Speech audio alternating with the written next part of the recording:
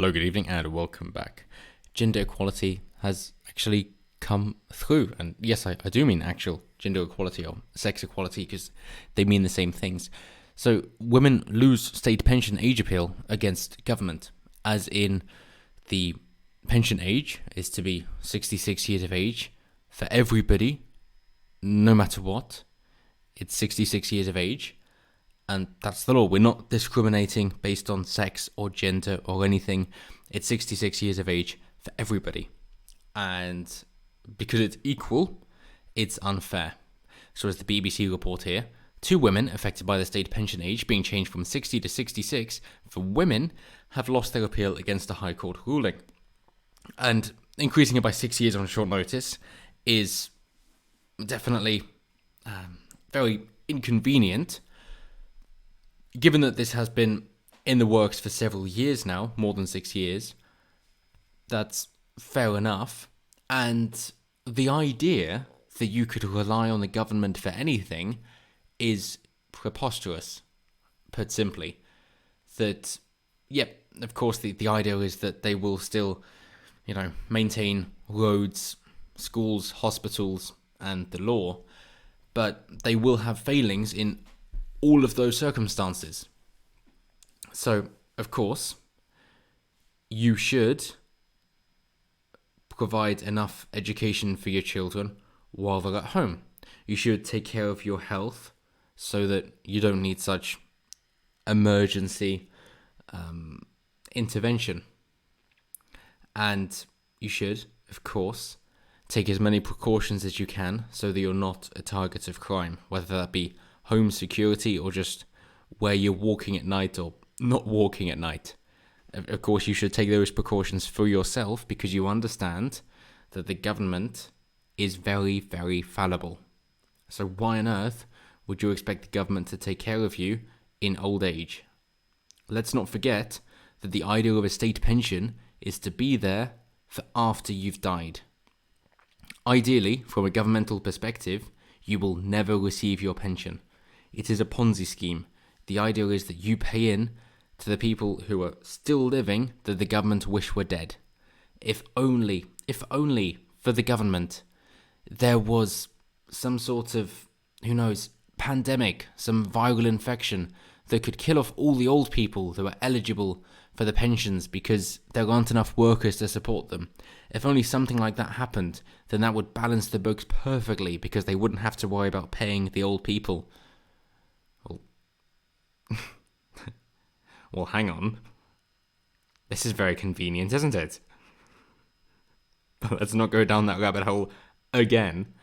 So, as we know, women outlive men.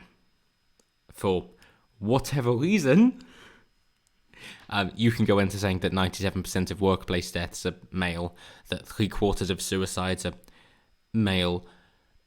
By all means, you can say that men have more stressful lives, they have a lesser social circle, which has also been shown to extend life expectancy, specifically with cancer that could be terminal. So if it's critical, then if you've got a better social circle, you will survive, and men don't have that same social circle.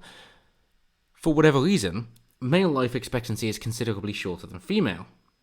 And now that we've got more females than males going to university and graduating as well, then there are more men in the workforce for longer.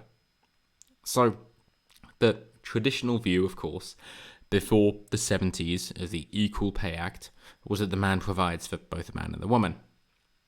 And then the feminists said, hey, this isn't fair. Women shouldn't be given everything. They should have to work for it.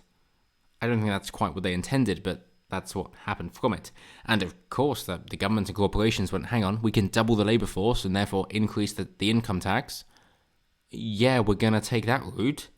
And hang on, a side effect of this means that they can't spend time with the children and we can indoctrinate them into whatever we bloody well want because the parents won't have time to spend with their children to understand what they're being taught. Perfect. We will take that deal. And so it all came together perfectly for them.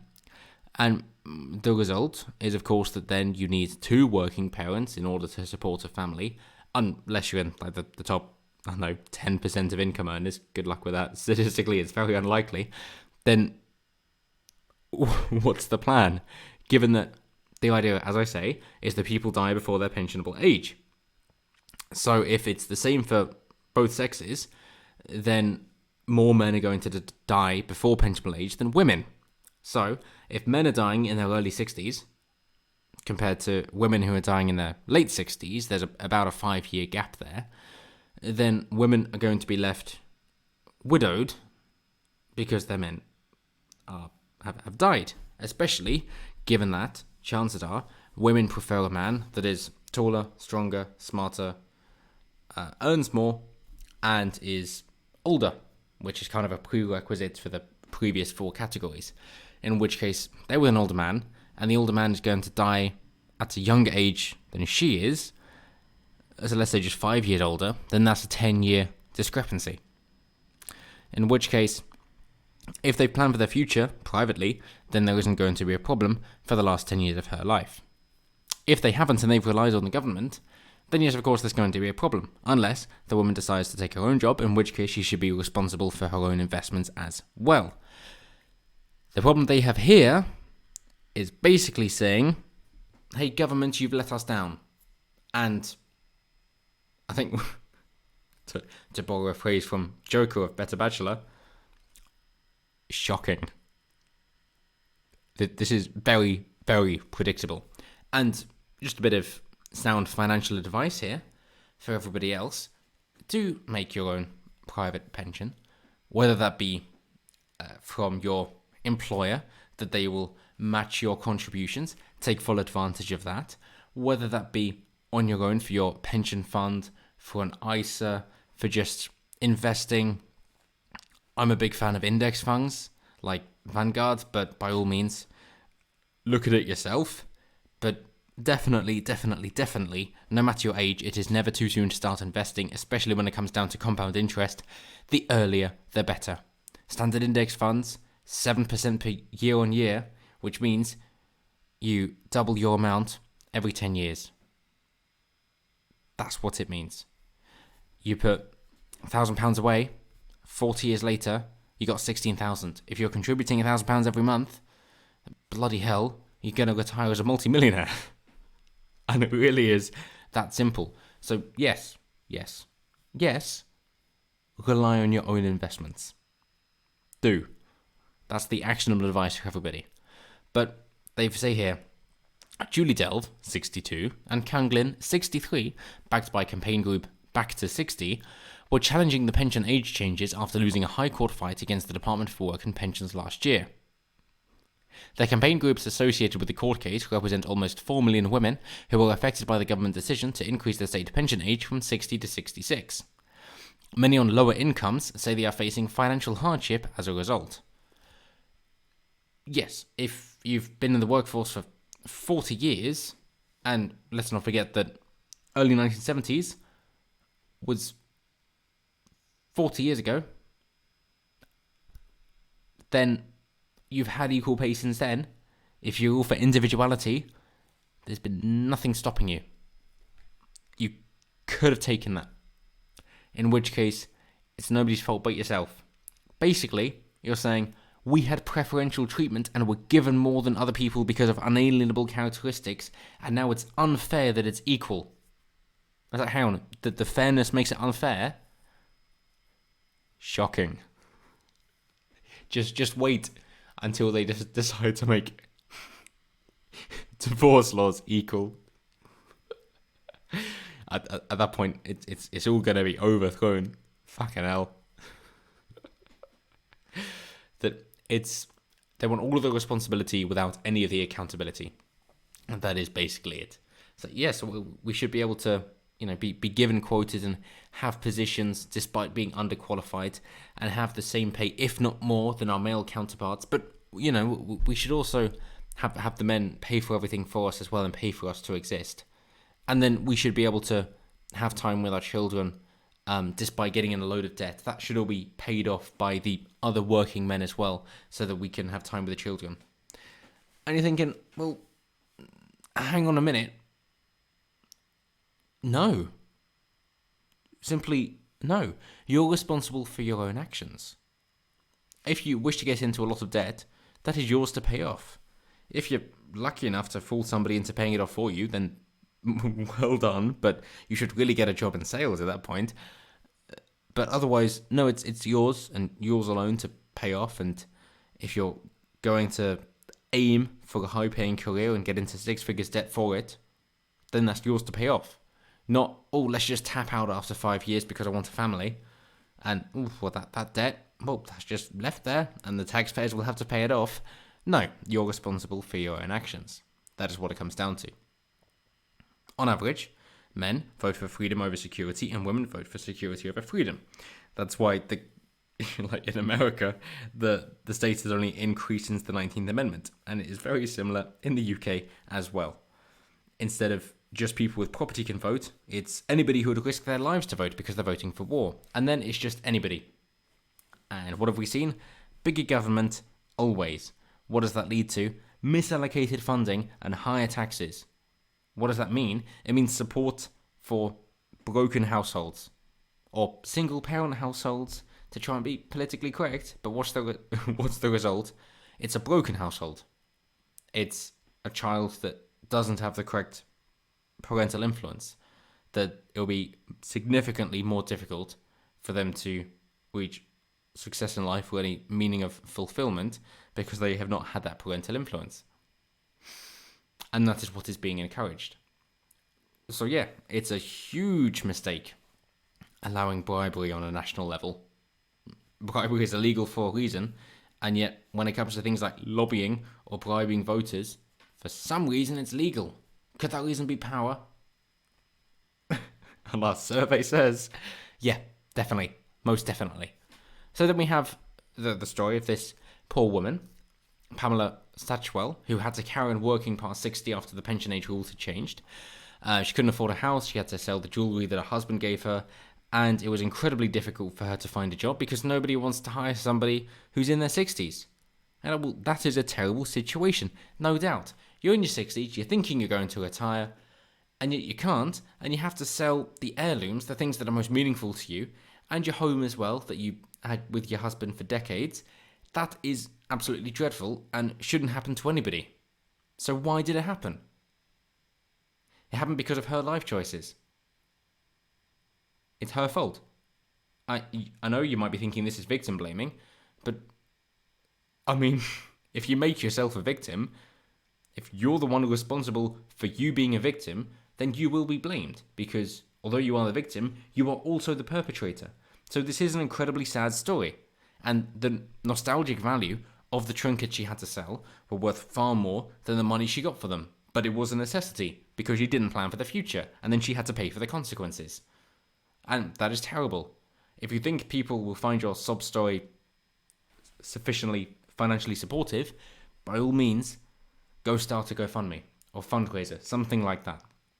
But if not, because you realise that people think, well, hey, you're responsible for your own actions, then how about you try and teach other people about how to avoid your mistakes, and in doing so, they might even pay you, and then you can make that money back. Maybe that's an option. So that every cloud has a silver lining, and maybe that would be one for you. So why not go down that route? Instead of just saying, no, it's unfair because you can't find a job and the government let us down. Well, yeah, the government will always let you down. So how about we go for a smaller government instead of a bigger one?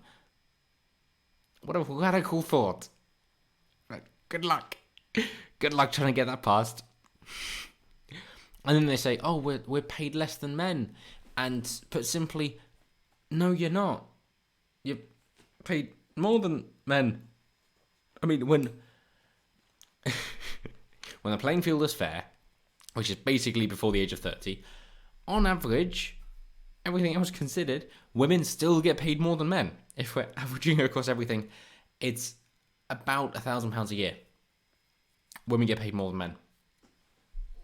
Then they have children, and of course they're paid less.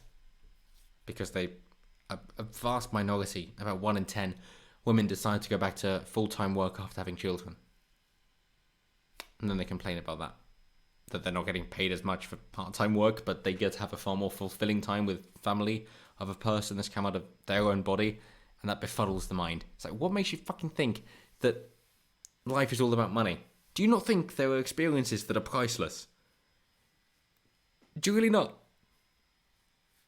Do you not think that there are some things that you could have that would be worth all the money in the world because you've had that experience? Do you really not? Do you think life is all about money? And that aggravates me beyond belief, but we'll try and stay calm. But that is still the point that they are pushing. So when they like to say paid less than men, obviously since the 70s, no. No, that's not true.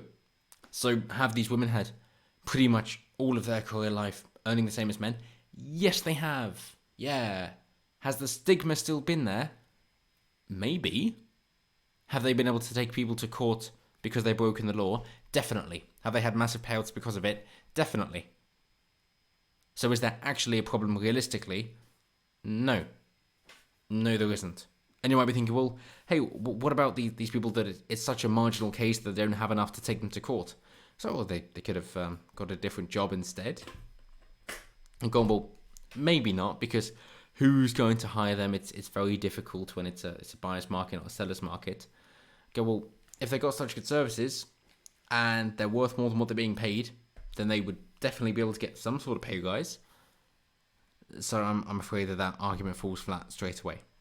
In which case, if they're getting paid less than they're worth, not that they think they're worth, but actually less than they're worth, again, that's their fault for not either negotiating more, which is what Dr. John B. Peterson mentions a lot, because women are more agreeable than men, and after a couple of years with him, women tend to triple their income, but because they're not thinking to then go find somewhere else either.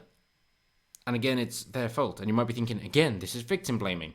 But at some point, you've got to accept personal responsibility for the situation you find yourself in. And if you don't go after it, it's not going to fall in your lap. And that's your fault. Good things come to those who go out and bloody well earn it. And if you think it's to those who wait, then you've got to be aggressively patient. You've got to be planting those seeds day and night, every single day, so that they will come back to you. And when they come back, you better well be bloody prepared for when those floodgates open.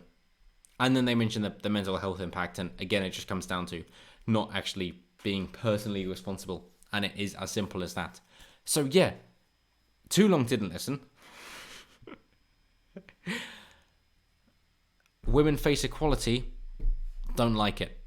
But as always, let me know your guys think down below. If you think that even though they've had a few years of saying that this was going to happen, it wasn't enough time because of a too sudden change and not enough transition time of staggering it over a few years, that is inadequate, let me know down below. If you think, well, hey, if this is going to change the idea for going for equality between men and women and we're going to revert to a more traditional point, then definitely let me know down below. Or if you think that, well, this is only really going to affect the boomers and it isn't going to affect the zoomers later on, so it's not really going to have much of an impact, it's just going to draw more animosity and try and fuel some sort of misogynistic approach, and therefore isn't going to help bring about a more traditional role in the zoomers, it's just going to aggravate a greater battle between the sexes, which is then going to make the problem even worse in the pendulum swinging too far to favour women under law, as we all know it does. And if you disagree, I will happily schedule a debate with you. But, as always, let me know down below, and until next time, have a good one.